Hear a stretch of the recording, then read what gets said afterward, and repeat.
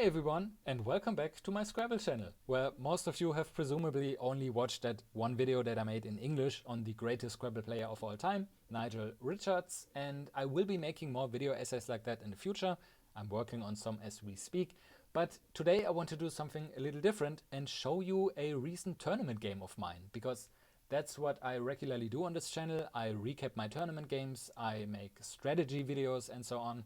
But all of that, of course, refers to German Scrabble. And I mean, you can hear the accent, which I promise I worked on or tried to work on since recording that Nigel video, but it's really difficult. And I appreciate all of the nice comments on the Nigel video saying that this is fine. I did get some negative comments about the accent, but it was worth noting that all of these, I think, came from fellow Germans who apparently had some secondhand cringe at having to listen to that. But that's neither here nor there. I appreciate all of the nice comments, but why would I want to show you a game in a foreign language? Well, Scrabble is, as we actually discussed in the Nigel video talking about French Scrabble, kind of the same game across languages, right? And I always find it interesting to look into how this game is played in different languages, what concepts translate from one language to the other and which don't or are different. And I've always wanted to showcase that for German Scrabble, and this game is the perfect opportunity to do that because it had everything. It was a roller coaster of a game, and it ended with, let's say, the most German Scrabble move that I've ever gotten to play, and you will see what I mean by that. So let's dive into the game, and let me start with a little context. I was playing this game at a recent round-robin tournament of 16 of the strongest players that we have in our admittedly very small German tournament scene, and such a tournament would not be complete without my opponent in this particular game, Ben Berger, because Ben has dominated German Scrabble for years, compiling Nigel-like statistics at some point where he had a win rate of about 50%, and that of course doesn't refer to his games but to his tournaments, where he was winning half the tournaments more or less that he was starting in, just winning them outright. But in more recent years, he's gotten some more serious competition, and I'm part of that. I started playing tournaments a few years ago and quickly rose through the ranks. And I've actually overtaken Ben, who has had a rough year in terms of results last year and has fallen to a scandalous, unheard of 5th place in our ranking. So I actually go into this game as the ratings favorite, but let me tell you, it certainly doesn't feel that way for me going up against Ben. Our record before this game in tournament games was 15-9 in his favor. He's my most frequent opponent.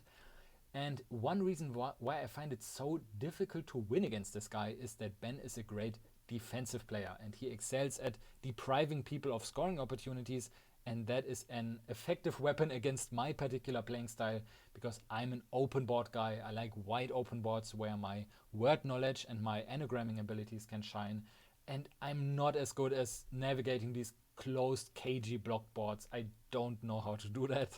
So Ben knows that and he knows how to exploit that. So that's not just the context for this game, but also for the opening move in particular, because that move already highlights some of the differences between the languages, which is that English doesn't have as many inflections as most languages, and German in particular has so many ways to inflect verbs and nouns as well. But if you put a verb on the Scrabble board, there's immediately like 20 ways to build new words out of that and create backhooks. So a backhook, as most of you surely know, is adding a word at the end of a board, of a word that is already on the board, and creating a new word in the process. So in English, this mostly works, or to a large extent, works through the S, which you can use to pluralize words. There are, of course, many other backhooks, but the S does a lot of the heavy lifting. In German, a large majority of the words take trivial hooks like the E or T or N, or also often the S, because there are all of these inflections, and it's very difficult to prevent your opponent from having a backhook at their disposal. You cannot block the board as easily, or you cannot play blocking words as easily, because there are just fewer words in the word list that accomplish this. And this is relevant on this opening move because Ben's top equity play, so the play that best balances his score and the letters that he keeps on his rack for the next turn is this one. You want to get rid of the Z. This is not a power tile in German, as evidenced by the fact that it only scores 3 points. It's a pretty lousy letter. And this rack leaf is about as well as you can do. H, I, M work well together.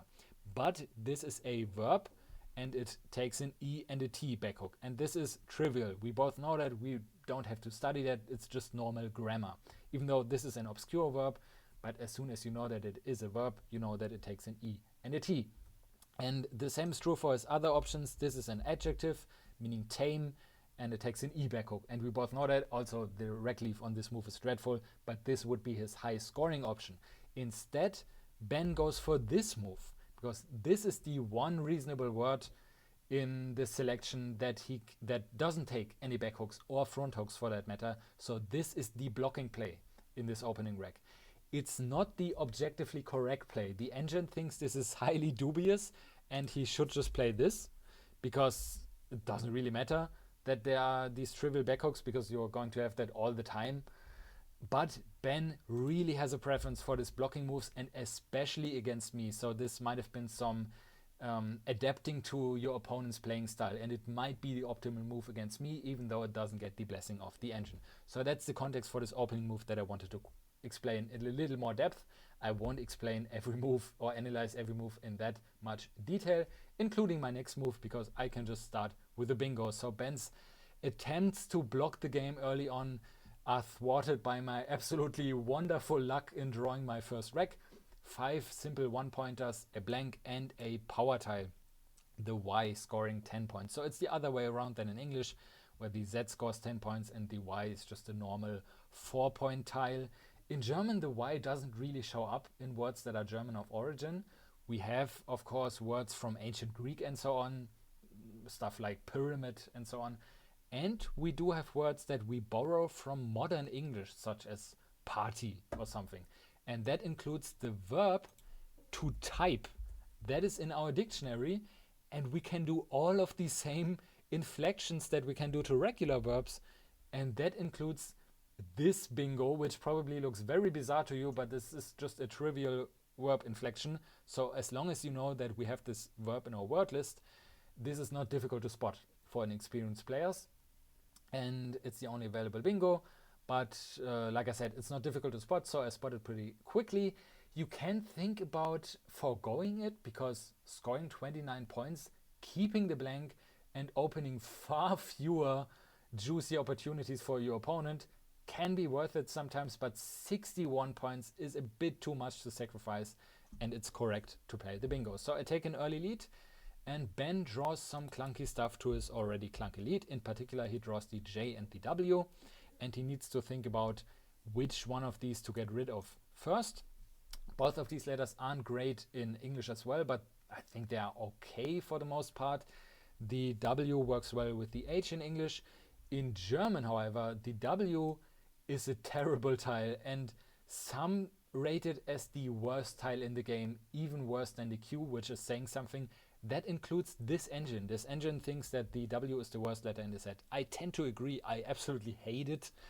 And Ben hates it as well and decides that it's worth a 9-point sacrifice not to play this, because HIW sounds dreadful, and instead play this English word as well, which bails him out of this combination, and keep the J, which is not so bad. And the engine agrees on simulating this move that this is clearly the top play. Note that Ben just plays away his S without thinking twice, because thanks to the abundance of backhooks, the S doesn't play this special role in our game as it does in English. When I first started watching English language Scrabble in live streams and so on, I was completely confused why they kept talking about that one mediocre letter. Like, what are they on about? Until somebody explained to me, or I read somewhere, why the S has this particular significance in English. We really don't think twice about using it. We also have 7 of them in our set, so there's no shortage. I also have drawn an S, and I should also play it with the next English word. This one, even though I think this is in our word list as a French word, this is clearly my top play according to the engine's simulation. And I saw it, and my intuition, interestingly, my gut feeling told me very clearly to play this, grab 16 points, blocked this double line, but I talked myself out of it being a bit too rational. And this, I find that this often happens to me and also to other players, where Scrabble really is a game where you should listen to your intuition as an experienced expert, because it's such a game of repeating patterns that your intuition learns that very well. And if you start thinking too rationally and too calculatedly, is that a word? I don't know, about your moves, you often go wrong because you talk yourself out of the correct move. And I talked myself into thinking that keeping EES here gave me such good bingo chances that it's better than playing this move and keeping 3 vowels, which you never want to do. But in fact, these 3 vowels work well together, have good synergy. You'll notice that we have that German specialty among those vowels, an umlaut, a vowel with 2 dots on top, pronounced in this case, and scoring 6 points because it's much less frequently used than the normal vowels. But it's okay, especially with the E and the U, it works well. So it's not a problem keeping this, and you absolutely have to block this double. So a clear mistake by me. The engine rates this as a loss of about 8% of winning chance, which is quite a lot. And it gets punished to the max. And while I was thinking about all this, Ben was sitting there hoping for his life that I don't block this N. He wasn't actually hoping that I don't block this N, but the D below it, because that D gives him an amazing move, which he spotted, and that is a bingo. And that's amazing because Ben has kept the J from the previous move, and he's drawn another umlaut, the Ü, also scoring 6 points. And these two really don't look like they should make a bingo, especially in combination with the ä. And Ben later looked this up and pointed it out to me. If you take these 3 letters and add 5 blanks, you still only get 2 8-letter words. There are only 2 8-letter words in the entire German dictionary with this combination. One of them is the word for spring, as in the season. Frühjahr, very unlikely to get played like this. And the other one is this amazing word of Jadegrün, which Ben spots. So grün is just the color green. So this is a color, but it's an obscure color. So Jadegrün is an obscure color. So Ben only knows this word from studying the Scrabble dictionary. But even having studied this, this is so difficult to spot because psychologically, mentally, I'm sure many of you know this effect from English Scrabble.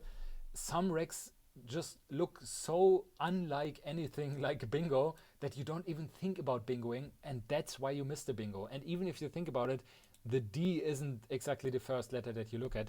Ben also has some nice high scoring options to get rid of both of these tiles. So it's so easy to miss this obscure bingo, and it really goes to show what kind of player Ben is, that he spots this absolutely sick find. I'm not sure I can accurately convey how amazing this is in a foreign language, but you'll just have to take my word for it. An elite find, and he takes a small lead with that. I draw the X as the next power tile. I have this 42-point move to get rid of it, but I elect to sacrifice 6 points to block the triple word score and the 9 timer and keep an additional E. E's are always very welcome, even though there are 15 in our set. It's always a good idea to keep one. They are vital to forming many German words, including those many verb inflections. So this is the correct play. The engine agrees on simulating this move. Ben draws some more clunky stuff, but again, he has one move to bail him out of it, and that's this one, where you can almost guess the meaning, I think. It just means curvy, and it scores 38 points, and it's just the perfect move with this reg, and Ben, of course, spots this. I draw the Q, which is about as terrible in both languages. We do have QI, but so far there's no place to play it. And I don't need to exchange though, because I can just take the triple word score up here. I played this. This is a better move, but I wasn't fully sure of its validity. I clearly need to revise my 4-letter words. And so I took a conscious equity sacrifice on purpose, because I didn't want to risk a challenge. It would have been valid, and it would have been a slightly better move. Ben draws this after his bingo, and he makes his first slight mistake. I mean, you can debate the opening move, but this is the first move where I think it's pretty clear that it's a mistake. He exchanges, keeps four balanced letters, because he didn't see a good option with this rack. It's much worse than it looks like. In English, it looks really well, actually. But the C is a bad tile in German, because it mostly needs an H or a K to work. It doesn't really work on its own. It has terrible synergy with the D. D and T also have terrible synergy, so this exchange is justifiable, but this option is just good enough with 12 points and an okay leave to be clearly better than the exchange. But we both get rewarded for exchanging. I exchange on this move because I still don't have a place to play QI, and exchanging QM gives me a very promising bingo leave on a wide open board. We both get rewarded for that. Ben plays this bingo, this one, which I really don't need to translate, I think. And I also don't need to translate mine because this is in the English word list as well. So we are about even and the board is still wide open. Ben draws his next post-bingo replacement draw, and he has a very easy decision of exchanging here again. There are far more exchanges in general in German Scrabble than in English, because we have way fewer of these weird words from Shakespeare and so on that can bail you out of a truly weird combination. There are far more combinations in German Scrabble that you just cannot work with, and CUU is one of them, and it's very clear that Ben's best option is just to exchange and keep 4 good bingo tiles. I draw the next umlaut. I earlier exchanged one, as you'll recall, and I now draw the Ö, which is the best of the bunch. It scores 8 points, but that's really too much. It should score 5 or 6. It's pretty easy to use it effectively, and so I like to retain it if I can, if I don't immediately have a great option with it. My best option now is this for 32 points, but I didn't feel like this was good enough. The engine thinks that this is the best play, which, to be honest with you, I even in retrospect don't really get. This doesn't look like an appealing move to me compared to this one, where I take out the triple word score for 21 points. It's a big point sacrifice, but I take out the triple word score and I keep a combination that works really well with this umlaut, allowing me to hope for a very high scoring move with it in the future. And even though the engine says that it's not the correct move, it happens to work out well for me, which doesn't prove that it's the correct move, but you only have that one iteration in the game. Ben draws into a bingo. He kept a good bingo leaf and he is successful. He has a bunch of them available. This is his high scoring one, but it's risky because, again, this is a verb inflection and it takes an E at the back, which is, again, trivial to know. We don't need to study these hooks. So that gives back a big scoring spot, but these aren't quite good enough to sacrifice this many points for it. Ben takes the risk, and that is correct, but it allows me to score with the umlaut that I kept with this nice word, which means furniture. But this is a blunder, amazingly, because of course it's a wonderful move, scoring 69 points, which is always nice, but there's an 84-point move because Ben's bingo opened this umlaut hotspot, an Ö hotspot. And of course I know this word. I don't really know my 4-letter words apparently, but I know my 3-letter words, especially with high scoring tiles. But I just missed it. I just had this blind spot where I think I also kind of overlooked the spot because it's in the same quadrant as my top move, if you know what I mean. You always need to score the whole board, to scan the whole board, and I do that on every move. I did it on this move, just making sure this move looks really obvious, but let's just make sure if there isn't anything better. But since this move stands out so much in this quadrant, I missed this spot. That's my excuse anyway. I always find it interesting when I make a clear mistake and an easy mistake, to think about how did that happen mentally and how can I avoid that in the future. So just a complete blind spot for me here. This is clearly the better move, but it's not bad, of course. I'm still level with Ben in score, and now there's a turning point in the game. Ben has played almost optimally so far, but now he blunders with a phony. It's probably debatable to call it a blunder because if you are of the school of thought in Scrabble that phonies can be the correct move, which I don't really think personally, but many people adhere to that school of thought, then this is a great move because this scores almost 100 points. Notice the umlaut again. It is on the triple letter score, and the whole word is doubled. So this scores a boatload of points, but it's phony. And it's a great phony, not only because of the score, but because it looks really plausible. And I think it was actually just an honest try from Ben. He thought this might very well be valid. It looks really plausible. It's very close to legit words. And I almost didn't challenge it. And I need to explain two things here.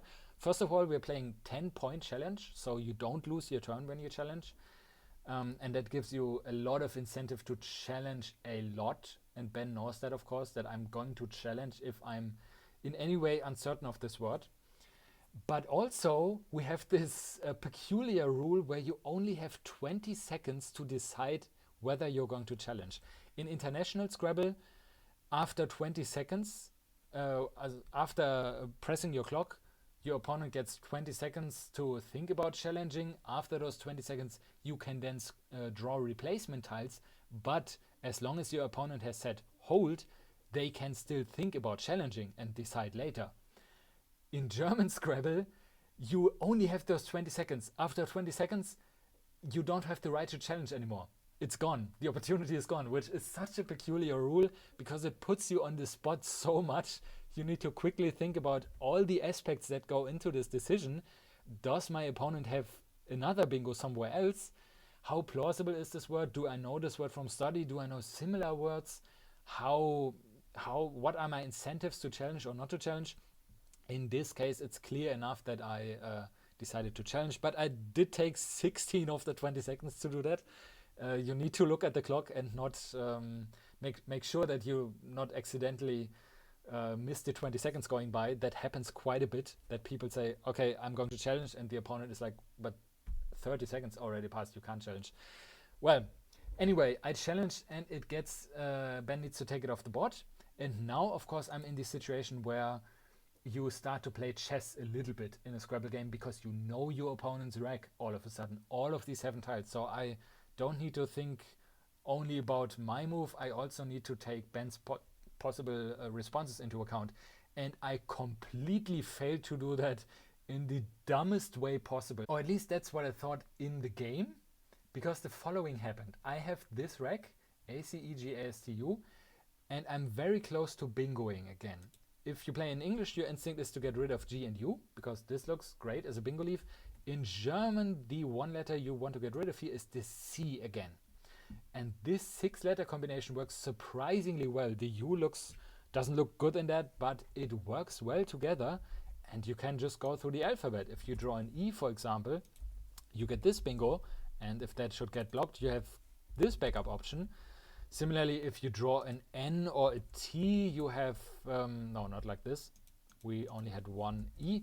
You draw bingos from the Z, actually, down to the triple letter score. And you can go through the alphabet, and I went that and determined that I have really good chances of bingoing if I just get rid of the C. And the engine confirms that. The engine says that this is the right idea. So you want to get rid of the C. Where can you play it? You could exchange it, of course, but why not take 6 points? The one spot where you can play it is here. And so I did that, and Ben immediately took his tiles and slammed this on the board for 39 points, keeping his blank, and I felt like such an idiot giving him this this very easy response, because of course I know this 4-letter word. I know that this takes a K, and this is such an unnecessary gift to him, is what I thought in the game. And then I looked at it with the engine, taking into account Ben's full rack, telling the engine which letters he has, and the engine is like, this is still the top move. It's still the top move because my bingoing chances are so good, and because it's actually not that much of a gift to Ben, because his rack is already very good, and he has this move. It doesn't work like this. This is phony, but without the N, it's valid, and we should both know that. We just both completely blanked on it, and this is 52 points, so Ben should just play that, or alternatively, just get rid of an N. and he's very close to bingoing in this spot for about 100 points. He can draw a few tiles that would allow that, and he can draw bingos in other places. So this for 18 points is actually his top move. And this isn't actually better because he's giving away 4 of the tiles and is introducing uncertainty. Just keeping n blank, that can go very wrong. He can draw a bingo, but it's so uncertain. So this is actually not a better move than the others. And I found that so strange. I don't think I've ever had that in game I thought I've blundered the game away, basically. I've gifted a game to Ben, even though it's not over yet. And then the engine tells me, well, Nigel would have played this move as well. I don't think I've ever had that. So Ben plays this, and my plan actually works. I draw an E. This bingo is now blocked, but like I said, I have this backup option, Geposte, and that's my only bingo, and I play that, and I take a 20-point lead, but Ben has been lucky enough to draw a bingo into his N blank combination. Actually, he's drawn 3 of them, two words in 3 different spots. This is the most defensive one, and it's the best play according to the engine. But Ben wasn't quite sure of this plural. This is not a trivial plural. He wasn't quite sure if this takes the N, so he didn't want to risk it. But do you sacrifice 7 points for this placement over this one? Both of these words, again, can trivially be hooked with an E or a T. This one, of course, is more dangerous with the triple word score, but Ben decided that, both of these moves open a bingo line, so I might just take 7 points. It's not worth sacrificing 7 points to play this placement. This is a mistake. The engine thinks this is better, in part because Ben could be hit with a Q bomb. The Q is still out there, and I could draw into something like this. Or with an S, this is also valid, and this would be like 90 points, obviously. So Ben cannot risk that, and it almost happens. I just don't have the Q. I have the other letters necessary. So I could take the spot like this, but that would be a mistake because I'm trailing by too much. I'm trailing by 60 points even after this play, which scores 28. I'm still trailing by 33 points. And realistically, I need to go for a higher scoring play. I need to go for a bingo. And Ben has gifted me this opportunity that this line at the bottom is open, but also there's an N to play through and an A to play through. And there's the Z, which is not as unlikely as it looks to draw bingos into. So this is a great opportunity to fish, and this is the correct approach according to the engine. This is the highest simming move. I have a good chance of drawing into a bingo. First, Ben draws the Q, but keeps it because he also realizes that he first needs to block this spot. It's too dangerous. Even though he now has the Q, it's worth first taking this out. And since he has a U and also an I, there's going to be ways for him to play the Q, or if there isn't, if he can prevent me from bingoing, even a Q stick wouldn't win for me. So blocking the spot is the first priority. Correct decision from Ben according to the engine. I now have a situation where 2 tiles are left in the back, and of course this is a situation that works the same way across languages. You now need to think about what bingo fish can I play. Can I play off 1 tile ideally, or maybe 2, but ideally 1, so that Ben still has some uncertainty of information with 1 tile left in the back for him. That would allow me to hit a bingo. And I always feel pretty clueless in those situations. I am happy if I find any possibility at all. In this case, I did find one, which is that if I play the O, I could draw the T that is still left in the bag and draw this bingo. And I thought this was a good idea because Ben is probably not going to block that line. He's going to make sure to block the N and the E, but it might not be as easy for him to block all of that at once, or he would need to sacrifice a lot of points to do that. He probably has the Q, and he is going to have obvious Q plays to the E, for example, to the A, for example. So he might not be able to block the Z or not think about it. So I thought this was my best shot. I don't get it. I don't get the T. Ben has the T. So I promised at the beginning that this game was going to end in a wild move, and it unfortunately doesn't end with a miraculous comeback from me. Maybe I made it sound like that. That's not what I meant. I didn't get my winning bingo, and Ben has the T and can play this move now actually to block all of the lines at once, and he spots that. If I had drawn the T, of course he wouldn't have had that possibility, but like this he can block everything and make sure that he wins, and he plays that, and I cannot win anymore, but I can play the most German Scrabble move as of all time, like I said, and I'm just going to show that move to you because it's this one. It's this 13-letter word for 75 points. And the stereotype, of course, about German Scrabble is that we play these long words all the time. This isn't the case because it's basically just as unlikely as in English to happen, just from a probability standpoint, because we also only draw 7 tiles and we don't play on a bigger board. So it's just very unlikely for these words to be playable. But in this case, it was possible, and I spotted it, and here's how it looks on the board. We don't have these nice boards with grids on them that are used in basically all international tournaments, so that's why a board looks so messy. I really wish we would play with these beautiful grid boards, but we usually don't. But it still looks nice. This move still looks nice on the board, I think. So in trying to explain what this means, the verb that gepauste refers to means to trace a line through paper, and this prefix just means through. So you can just smush that into one word to trace through, and that's an inflection of that word. It's not totally obvious that the word list actually includes this verb. So Ben challenged it, but it's valid, and he got 10 points deducted from the score. That's how we do it. You don't give 10 additional points to your opponent. You get deducted 10 points. But it's still enough for Ben to win because unfortunately he's got 2 outplays, this one and this one, which he plays. And there was no way for me to prevent that. I cannot block both of them at the same time, and I cannot even block one of them really. I mean, I can play this. I believe this is valid. Yeah, this is valid. But then Ben still has the other outplay, and there's just no way I can risk not getting a chance of getting this on the board, right? It would have been so beautiful if this was my winning outplay, dunking that on Ben, but that wasn't quite meant to be. But I thought this was a nice game to illustrate German Scrabble for you. If you're still watching at this point, I assume it was interesting to follow. Like I said, I will be back with more in-depth video essays on Scrabble in English. Plans include, for one thing, a more extensive video on the differences between the languages, English and German, and how the game is played, but also a video on the state of engine analysis in Scrabble. I'm working on a deep dive on that. If you have any other topics that you would like to learn about in that same format that I use for the Nigel video, or in a similar format, like a video essay, let me know in the comments. I appreciate all of you watching and leaving comments.